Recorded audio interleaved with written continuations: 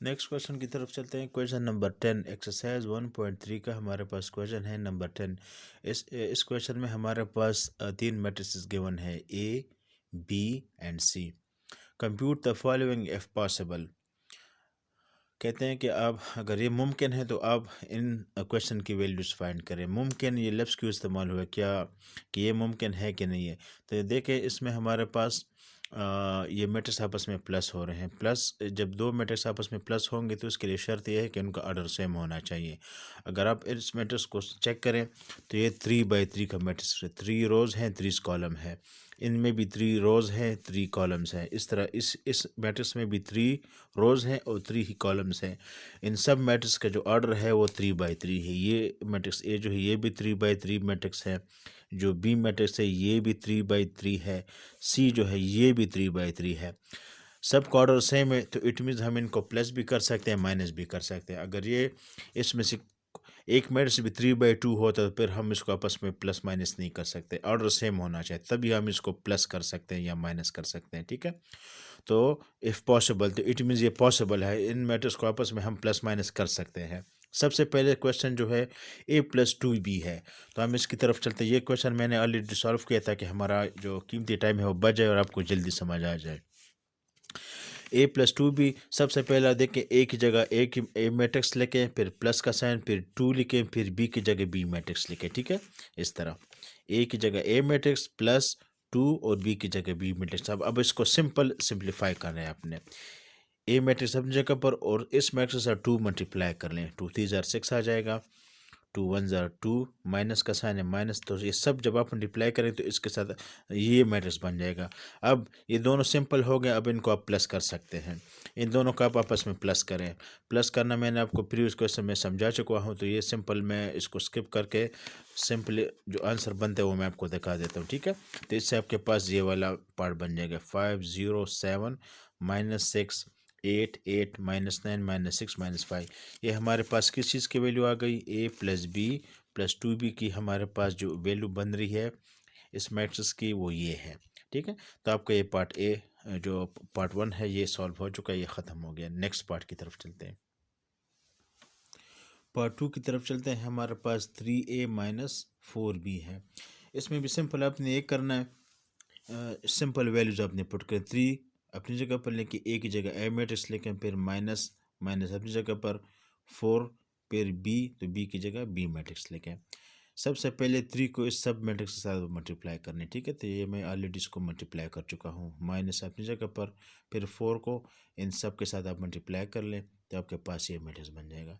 अब हम इन दोनों को आपस में माइनस करने। ठीक है, -3 -12 इस तरह हर एक नंबर से उसकी जगह पर जो नंबर है वो आपने माइनस करने। ठीक है, तो आपके पास आखिर में -15 10 1 32 6 -6 16 3 22 और 15 ये मैट्रिक्स आपके साथ बन जाएगा। ठीक है, बहुत ही आसान क्वेश्चन है। सिंपल आपने पहले नंबर को मैट्रिक्स के साथ मल्टीप्लाई करना है, उसके बाद इसको आपने माइनस करना है आपस में। ठीक है, माइनस में साइन में आपने ख्याल रखना है कि ये जब दो साइन एक जैसे आ जाते हैं तो आपने दरमियान में ब्रैकेट ज़रूर लगाने हैं। अगर आप ब्रैकेट नहीं लगाएंगे तो फिर आपका क्वेश्चन गलत हो सकता है। ठीक है, और आपको ये भी आना चाहिए कि माइनस और माइनस जब मल्टीप्लाई होता है तो उससे प्लस बनता है। ठीक है, प्लस और माइनस मल्टीप्लाई होकर माइनस बनता है, तो ये आपको आना चाहिए। इसके पार्ट 3 की तरफ चलते हैं।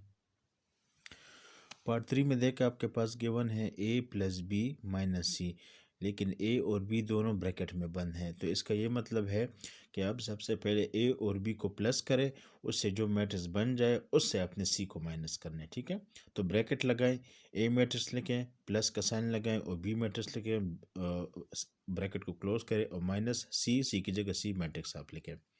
अब इन दोनों को आप प्लस करें। जब हम प्लस करेंगे तो ये मैं ऑलरेडी इसको सॉल्व कर चुका हूँ। आपको भी अब तक मुझे उम्मीद है कि आप इसको समझ गए होंगे। सिंपल आप इसको प्लस करें, फिर ये ब्रैकेट हट जाएगा क्योंकि अब ये एक मैट्रिक्स बन चुका है। माइनस और सी अपनी जगह पर लिखें, सिंप्लीफाई करेंगे इसको तो इससे हमारे पास ए प्लस बी सी ए आ जाएगा और सी अपनी जगह पर। अब इन दोनों को मैट्रिक्स को आपस में अब मैं सब्ट्रैक्ट करना है, ठीक है। 2 से ये इस 2 को माइनस करें, 1 माइनस -3। देखिए मैंने आपको पहले भी बताया, जब दो माइनस आ जाएं आपस में एक साथ, तो दरमियान में अपना ब्रैकेट लाजमी लगाने हैं, ठीक है, ताकि ये नेक्स्ट स्टेप में ये आपस में मल्टीप्लाई होंगे। 2 माइनस 2 से 0 आ जाएगा। 1 माइनस इंटू माइनस प्लस होता है, तो 1 प्लस 3 से 4 बन जाएगा। 5 माइनस 6 से -1 आ जाएगा। -1 माइनस 0 से -1 आ जाएगा। 5 माइनस 4 से 5 आ जाएगा। 4 माइनस इंटू माइनस प्लस, तो 4 प्लस 1 से 5 आ जाएगा। -6 माइनस इंटू माइनस प्लस होता है, -6 प्लस 5 से -1 आ जाएगा। -2 माइनस 1 से -3 आ जाएगा। 5 माइनस 3 से 2 आ जाएगा, ठीक है। तो ये आपके पास ब्रैकेट में ए प्लस बी माइनस सी, ये इसकी वैल्यू आपके पास आ गई है। पार्ट 4 की तरफ चलते हैं। ए प्लस बी प्लस सी, इसमें कोई ब्रैकेट नहीं है, सिंपल आप ए की जगह ए मैट्रिक्स लिखें, फिर प्लस का साइन लगाएं, बी की जगह बी मैट्रिक्स, फिर प्लस का साइन लगाएं और सी की जगह सी मैट्रिक्स लिखें, ठीक है। अब इन तीनों मैट्रिक्स को एक साथ प्लस करने, ठीक है। -1 प्लस 3, फिर प्लस का साइन है, फिर 2, तो 2 लिखें, ठीक है।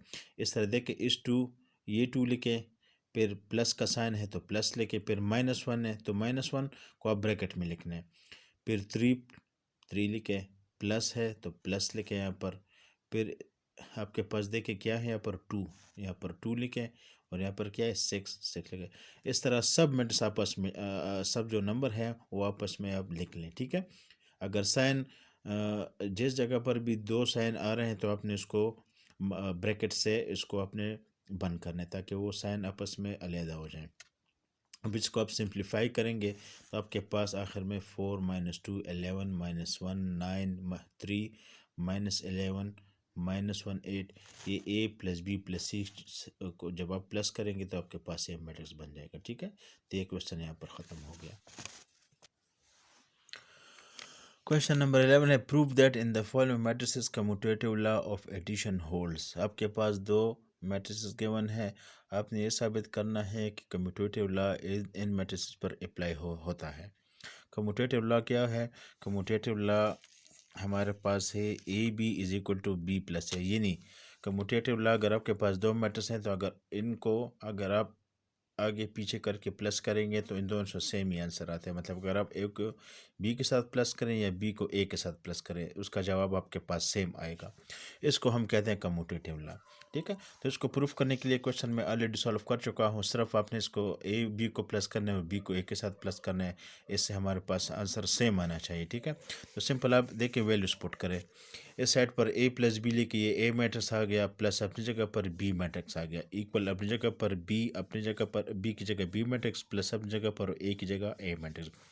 इन दोनों को आप प्लस करें, ये दोनों प्लस होकर इस तरह बन जाएगा, ये दोनों प्लस होकर इस तरह बन जाएगा।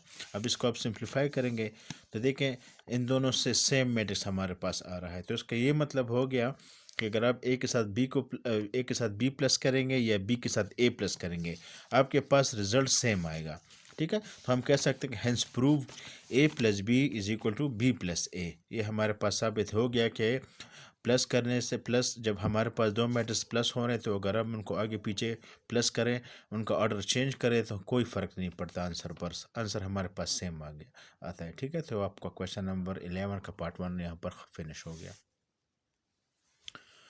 अब इसका जो पार्ट सी है, इसमें हमारे पास सी और डी दो मैट्रिक्स गिवन, ठीक है। इनका जो ऑर्डर है वो है 2/3, यानी इसमें 2 रोज़ हैं और 3 कॉलम है, ठीक है। इसमें भी 2 रोज़ और 3 कॉलम है। इस पर कम्यूटेटिव लॉ हम किस तरह अप्लाई करेंगे? सी प्लस डी हमारे पास आना चाहिए डी प्लस सी, जो दोनों की वैल्यूज हमारे पास सेम आनी चाहिए। इसको भी मैं ऑलरेडी सॉल्व कर चुका हूँ। C plus D is equal to D plus है। सबसे पहला इसमें आप वैल्यूज पुट करें, सी की जगह सी की जो मैट्रिक्स है वो लिखें, डी की जगह डी मैट्रिक्स, इस तरह इस साइड पर दरमियान में को लगाकर डी की जगह डी मैट्रिक्स और सी की जगह सी मैट्रिक्स लिखें।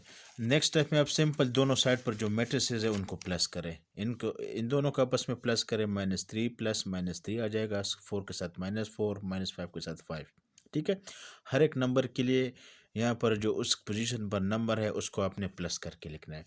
इक्वल अपनी जगह पर आ जाएगा। इस तरह इन दोनों को इन दोनों को भी प्लस करें, ठीक है। जब आप सिंप्लीफाई करेंगे तो आपके पास आखिर में जो आंसर आएगा वो इस तरह आएगा -600,354। यहाँ से भी -600,354। देखो ये दोनों मैट्रिक्स आपके पास सेम आ रहे हैं। मतलब इस क्वेश्चन में हमारे पास जो कम्यूटेटिव लॉ है वो होल्ड करता है। अगर आप सी मैट्रिक्स को डी के साथ प्लस करें या डी को सी के साथ प्लस करेंगे, आंसर आपके पास सेम आएगा। तो आखिर में आप क्या लिखेंगे, सी प्लस डी इक्वल है डी प्लस सी, यानी commutative law hold for matrices C and D. तो ये पार्ट आपका यहाँ पर फिनिश हो गया।